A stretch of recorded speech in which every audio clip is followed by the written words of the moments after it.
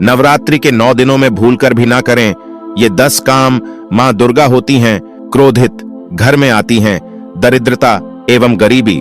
तो आइए दोस्तों जानते हैं कि नवरात्रि के दौरान आपको कौन से 10 काम भूलकर भी नहीं करना चाहिए। दोस्तों, मां दुर्गा के 9 रूपों की आराधना का पर्व अर्थात नवरात्रि 15 अक्टूबर दिन रविवार को शुरू होने जा रहा है तथा नवरात्रि का समापन 23 अक्टूबर दिन सोमवार को होगा।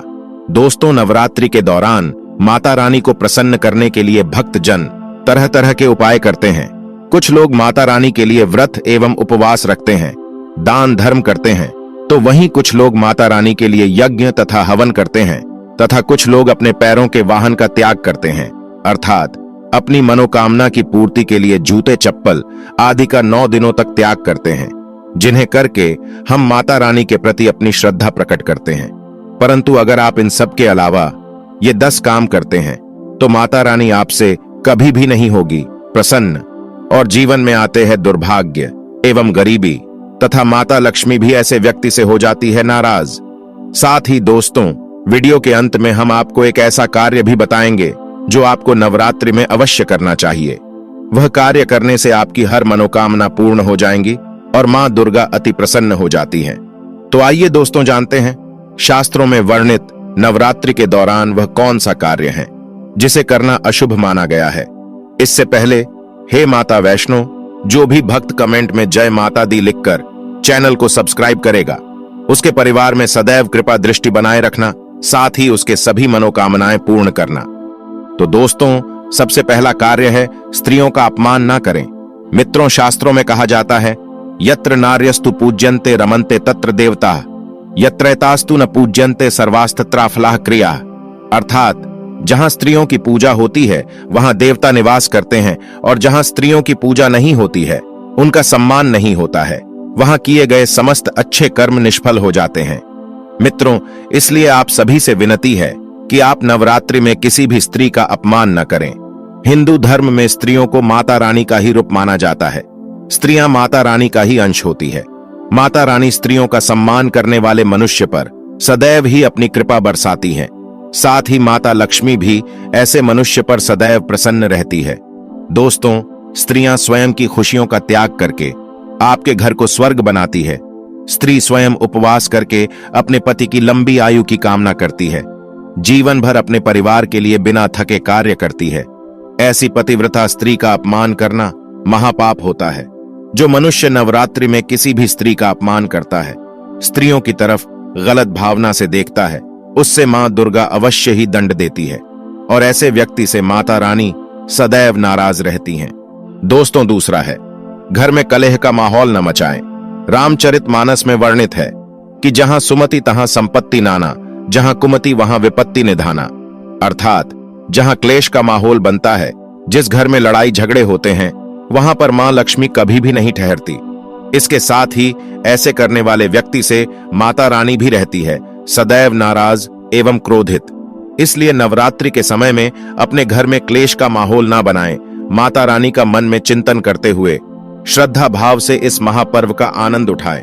दोस्तों, तीसरा है नवरात्रि के दौरान कोई भी अनिष्ट कार्य ना करें, जैसे झूठ बोलना, पैसों की चोरी अथवा धोखेबाजी करना, निष्पाप पशुओं को सताना, किसी गरीब को नीचा दिखाना आदि कार्य भूल से भी ना करें। माता रानी को ऐसे कार्य करने वाले लोग बिल्कुल भी पसंद नहीं होते। ऐसे कार्य राक्षसी प्रवृत्ति के होते हैं जिससे माता रानी अत्यंत क्रोधित हो जाती है। चौथी बात है तामसिक आहार का सेवन। दोस्तों, नवरात्रि में इस बात का विशेष ध्यान रखना चाहिए कि आप भूल से भी तामसिक आहार का सेवन न करें। जैसे मांस, मदिरा, लहसुन, प्याज, ये सभी तामसिक भोजन के श्रेणी में आते हैं। इसीलिए आप इन सभी का सेवन बिल्कुल भी ना करें, अन्यथा माता रानी नवरात्रि में आप पर क्रोधित हो सकती हैं। दोस्तों, पांचवी बात, शारीरिक संबंध ना बनाएं। दोस्तों, नवरात्रि में माता रानी की कृपा पाने के लिए नवरात्रि के 9 दिन भूल से भी शारीरिक संबंध ना बनाएं। जो भी मनुष्य व्रत का पालन करता है उसे तो भूल से भी शारीरिक संबंध नहीं बनाना चाहिए। जो नवरात्रि के 9 दिन ब्रह्मचर्य व्रत का पालन करता है, मां उसकी हर इच्छा को पूर्ण करती है। दोस्तों, छठवीं बात है, अगर किसी महिला को नवरात्रि के दौरान पीरियड्स आ जाएं, तो ऐसे में महिलाओं को अपना व्रत पूरा करने के लिए मानसिक रूप से भगवान की आस्था करनी चाहिए तथा पूजा पाठ के दौरान दूर बैठकर किसी अन्य व्यक्ति से पूजा करवा सकती हैं। इस दौरान पूजा पाठ के सामान को नहीं छूना चाहिए। साथ ही माता रानी को स्पर्श करके प्रणाम भी न करें। दोस्तों, 7वीं बात, जो लोग नवरात्रि का व्रत करते हैं उन्हें चमड़े से बनी वस्तु को धारण नहीं करना चाहिए, जैसे पर्स, बेल्ट, बैग इत्यादि, क्योंकि इनमें चमड़े की कुछ मात्रा मौजूद होते हैं और चमड़ा पशुओं को मारकर बनाया जाता है। ऐसे में माता रानी को यह सब बिल्कुल भी पसंद नहीं होते तथा इन्हें धारण करने से व्रत का पूर्ण फल प्राप्त नहीं होता।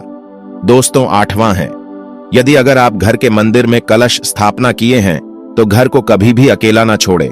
घर में किसी एक सदस्य को अवश्य ही रुकना चाहिए, क्योंकि नवरात्रि में मां अपने भक्तों के घर में मौजूद होती है और शास्त्रों में ऐसा विधान है कि नवरात्रि में घर पर कलश स्थापना के बाद माता रानी को अकेला नहीं छोड़ना चाहिए। साथ ही अगर घर में कोई ना हो तो बिल्ली इत्यादि कलश को गिरा सकते हैं, जिसे बहुत ही बड़ा अपशगुन माना जाता है। इसलिए नवरात्रि में घर को कभी अकेला नहीं छोड़ना चाहिए। साथ ही विष्णु पुराण में नवरात्रि में दिन में सोना वर्जित माना गया है। दोस्तों, 9वीं बात, नवरात्रि में जो व्रत करते हैं उसे भी एवं जो व्रत नहीं करते उन्हें भी नवरात्रि में भूल से भी बाल नहीं कटवाना चाहिए, दाढ़ी नहीं बनवाना चाहिए, नाखून भी नहीं काटना चाहिए। साथ ही व्रत करने वाले को तंबाकू, गुटखा, गुड़ाखू, सिगरेट इत्यादि का सेवन भी नहीं करना चाहिए। कई लोग होते हैं जो नवरात्रि में मांस मंदिरा का सेवन तो नहीं कर रहे, लेकिन गुटखा तंबाकू से क्या होगा, ऐसे मानसिकता से वे इन चीजों का सेवन करते हैं। परंतु आपको बता दें कि शास्त्रों में इन चीजों की भी मनाही है। गुटखा तंबाकू खाने से व्रत का पूर्ण फल प्राप्त नहीं होता। दोस्तों, 10वां है, घर के द्वार आई हुई किसी भी स्त्री या कोई भी अतिथि का अपमान न करें।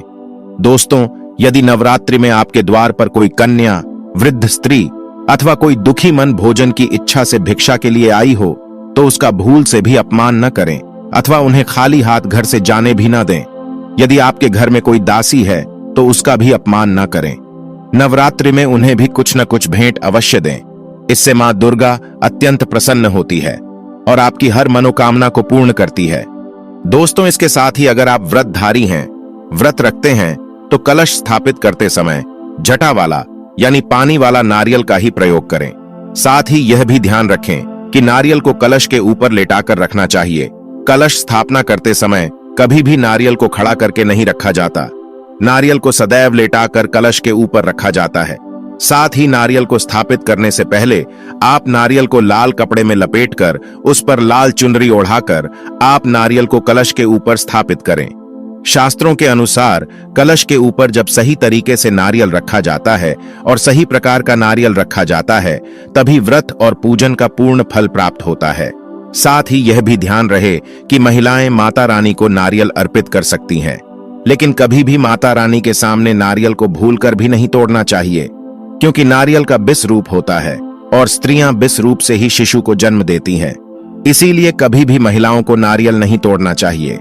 नवरात्रि में माता रानी का व्रत और पूजन किया जाता है, लेकिन नवरात्रि के दौरान सबसे ज्यादा महत्व होता है कन्या पूजन का। दोस्तों, माना जाता है कि माता रानी व्रत उपवास से जितना प्रसन्न होती हैं, उससे 10 गुना ज्यादा प्रसन्न कन्या पूजन से होती है। नवरात्रि में छोटी छोटी कन्याओं को माता रानी का स्वरूप माना जाता है। कन्याओं को भोग लगाया जाता है, उन्हें प्रसन्न किया जाता है और बदले में आशीर्वाद मांगा जाता है।